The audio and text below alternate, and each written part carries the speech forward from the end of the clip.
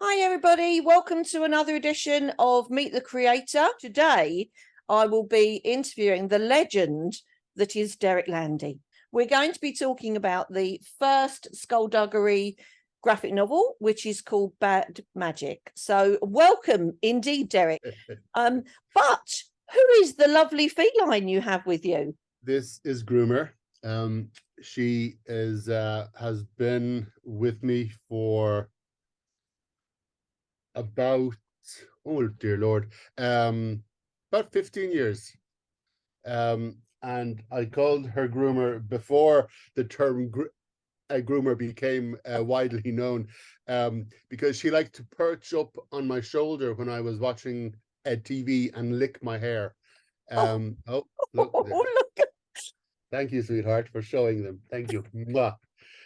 So she is one of 5 cats in this house and 1 dog. Yeah, I'm surrounded at all times. Well, we These always people. love talking to cat people. We definitely always do. So, this isn't, of course, your first foray into writing for graphic novels, and you've written for graphic novels before. But can you tell us a bit about that? And also, why did you particularly want Skullduggery to be done as a graphic novel? um, well, I mean, I have wanted Skullduggery to have some kind of life in a comic book or graphic novel form for years. As a lifelong comic fan, it it just seemed like a seamless transition. But it was like when I was starting out, the first Skullduggery Pleasant book was out in 2007, and I mean, easily for the first 10, 12 years, graphic novels were not seen as viable. Ouch. Viable, would you please stop? Um, uh, as a viable avenue to go down for Yeah, a book publisher.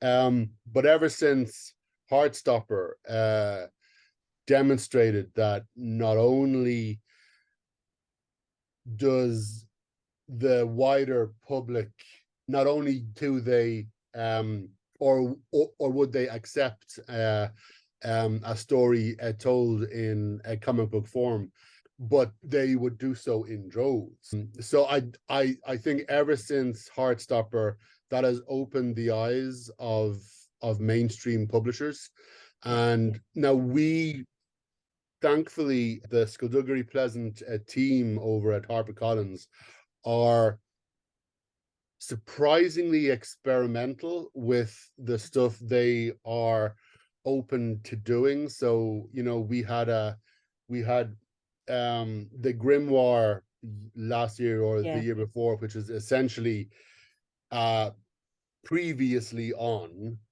for the entire series. But they said, let's experiment, let's do something new, and so they've always been kind of eager to be at the forefront of yeah, what a publisher will experiment with Skullduggery. Everything I had learned from working with Marvel Comics. I've been writing for them for a few years, and writing various Avengers books and Captain America and Iron Man, and just awesome characters. Um, and that has given me a crash course in how to write a yeah, comic.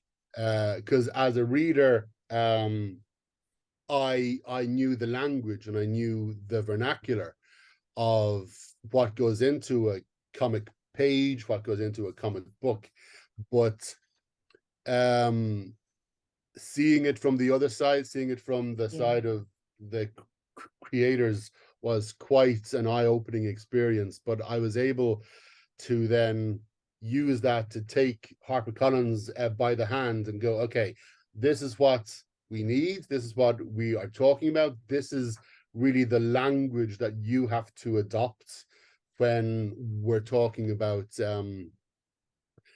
graphic novels. And so yeah, thankfully they are very quick learners. And is the process of writing for the graphic novel and for a novel, naturally, it must be very different. It is. It's a lot more akin to writing a screenplay. Yeah. And I started out in movies. I had two small Irish movies made before Skullduggery appeared. So I am very used to writing in screenplay format and describing what is going on and then adding your dialogue. It isn't the same as writing a screenplay. These are writing a graphic novel. Each panel is a snapshot, and so you pick the movement, the pose, the situation that just conveys enough of what you need in any particular moments, and then you trust the artist. The weirdest thing about writing comics, I started out in movies where I'm writing the script alone. I am the driving force behind everything. Before me, there is nothing.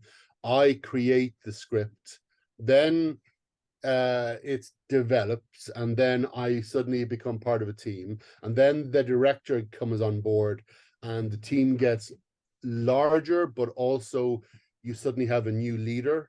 Yeah. And at this point, the closer you get to filming, the less important the writer is in theory, because hopefully if everything is going right, the writer is needed less and less. And so that was my experience with movies, to being a part of a team. So then Skullduggery came along, and I said, okay, this is my chance to take ownership of something completely. And so I've been like that since I wrote the book in 2005, and it was sold in 2006. So I have been like this. I've been in charge of everything since 2006. And then we went and we decided to do a graphic novel. And we brought in PJ Holden and Matt Soff, the artist and the colorist, respectively. And suddenly, once again, I'm part of a team where, but it's a much smaller team, and it's a lot more of a genuine partnership. But again, it's giving up control of your creation and trusting in the artistic eye of somebody else, because an artist, a PJ, didn't just take my exact panel descriptions and reproduce it perfectly in visual form. He interprets my storytelling through his storytelling. And if we were in the medium of film, then my script would still be the screenplay, but PJ would be the director and the cinematographer and the lighting guy, and he would be every one of the cast, because he has to act with his drawings. And so it was very interesting to give up that control and to also give it up willingly, and then to see to watch the results of it just blossom on the page. It's been wonderful. So PJ's interpretations of the characters, were they how you saw them yourself in your head? No, because I see them as real people. So I don't see them as they are on the book covers. I don't see them as they are in any illustrations, and I don't see them as they are in the graphic novel. I see them as real people. What we are intent on doing, because for so long the the covers had been done by an artist called Tom Percival, and we got wonderful, like the reason, you know, most people gave the series a chance at all is because the cover screamed at them. So they, but for so long, the skullduggery style had been identified with Tom's art style, and so um we're just entering a period of rebranding now, as every company loves to do, just to keep things fresh and to keep things more vital on the shop bookshelf. So because we're entering this period and we're going to rebrand the series with new art, I said, okay, this is our chance to kind of break away from only having one art style as the skullduggery art style. So we have one artist on the covers, we have a PJ on Bad Magic. I just want to expand the idea. I just want to essentially get across the idea that none of these visual interpretations, and if we ever make a movie, even that will be included. None of this is the real skullduggery pleasant. The real skullduggery pleasant is the skullduggery pleasant that exists in my head and in the heads of the readers. All of the different interpretations of them visually are all a particular artist's point of view. There are, of course, very strong themes of diversity and inclusion in the graphic novel, as there are as well in skullduggery. But was that something you felt very strongly about including? I mean, it's quite political in its way. It is. I mean, it's about this small Irish town where basically monsters will get you if you don't conform, essentially.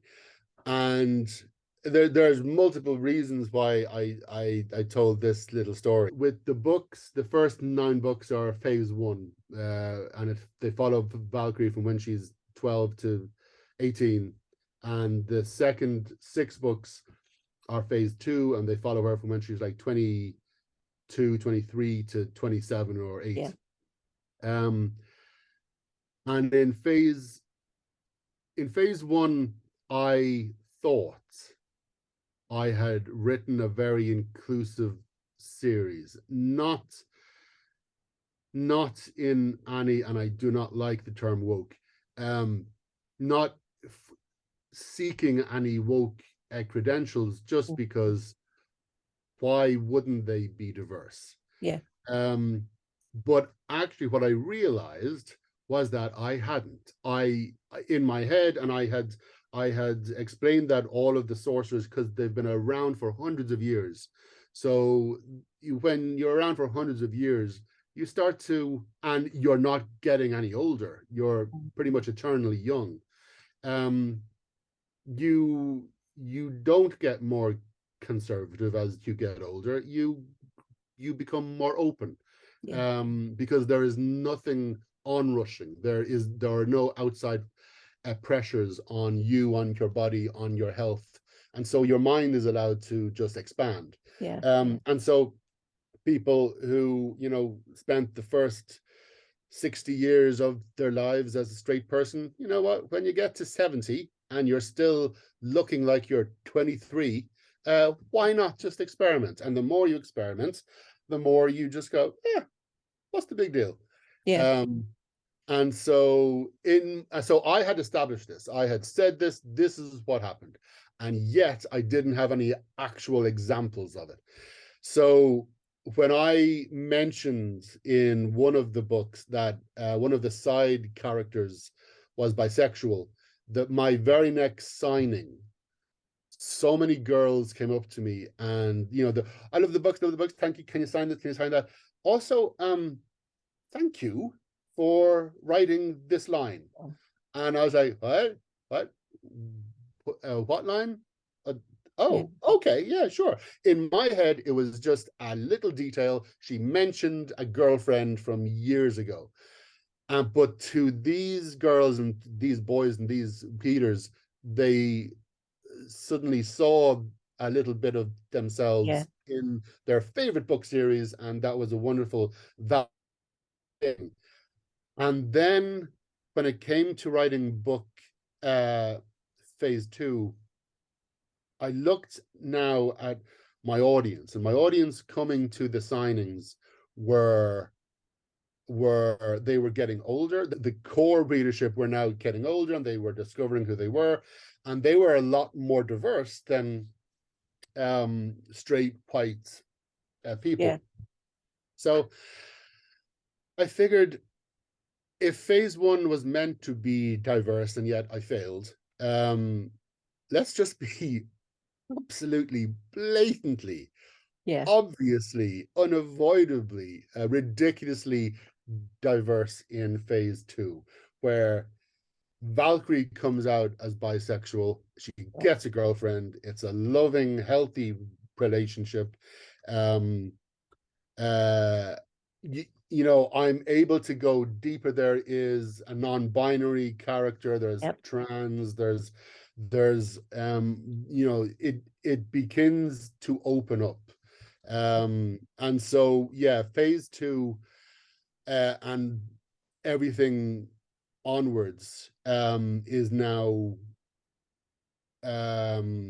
happily diverse. And but yeah, it is a reflection on the readers, because what in the years since I've realized, the more I talk to the readers, the more I hear from them. I mean, obviously, as a straight white male, I see myself in media all the time. I am the default setting for heroes. The default setting for main characters. But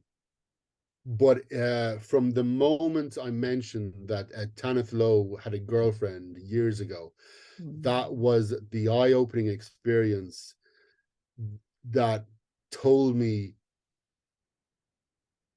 that readers need to see themselves in their favorite book series, because if they don't, they're an outsider looking in. And once the world is opened, once the book world is opened, and they can go, oh, this is a place where I can actually, you know, put myself into. This is the place where I can actually daydream about being a part of. That's what I always took for granted, you know, to be able to put myself in any cartoon, any movie, any book series, any comic series, apart from maybe Thundercats and My Little Pony. I wasn't able to put myself in either of those. But apart from that, I was able to do that with anything, and not everyone is. So that's why, yeah, I've gotten hideously, outrageously diverse as I've gone on. Lastly, what I wanted to ask was, is this going to be a standalone, or are we looking at more graphic novels? You're looking at more, at least one more, scheduled for 2025, I think. So yeah, again, it's gonna be completely different to Bad Magic. I wanted Bad Magic to work as a introduction to the series to readers who had never read any of the books. And so I didn't want it to be enmeshed in its own lore or caught up in its own backstory or history. So which is why it's such a blatantly told in one story. Thank you so much for giving up your time for this interview. It's been an absolute blast, and I do adore the graphic novel. I do. Thank you very much, Derek. Thank you very much, Beth. Thank you.